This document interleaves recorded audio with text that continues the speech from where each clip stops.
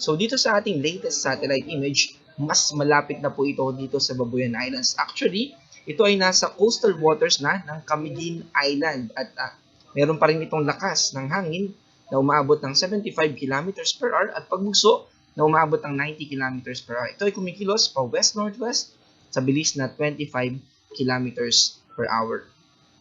Dito po sa ating forecast track, mananatili pa rin ito na tropical storm sa mga susunod na oras at binabantayan po natin kung posible ba o kung kailan ba ito magla-landfall sa isa sa mga islands dito sa Babuyan Islands dahil may posibilidad po na mag-landfall ito although yung islands natin ay bahagyang kalat-kalat pero nandun pa rin po yung posibilidad at paglagpas po nito sa Babuyan Islands dito na po mangyayari yung mas paglakas pa nito. Unti-unti na rin po natin na obserbahan yung kanyang pagde-develop into severe tropical storm and eventually ay posible na ito ay maging typhoon bago ito mag-landfall dito sa China. Paglabas po nito ng PAR ay by Saturday morning. Ito pong mga signal warnings natin ay wala pong significant na mga pagbabago. Actually, almost identical sila. Both signal number 1 and 2 at ganoon din sa mga babala natin patungkol sa hangin at ganoon din dito sa mga pag-ulan. Pero ganoon din sa gale warning. Pero ang gusto po natin idagdag ay yung mga updates patungkol sa mga rainfall advisory. Ito po yung sa Northern Luzon.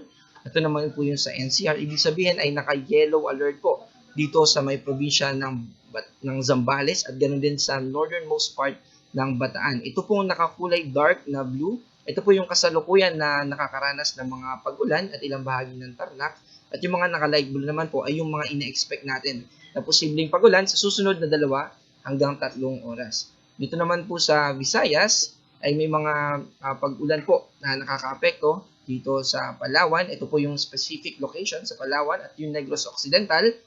At expecting naman po tayo dito sa mga nakakulay pink.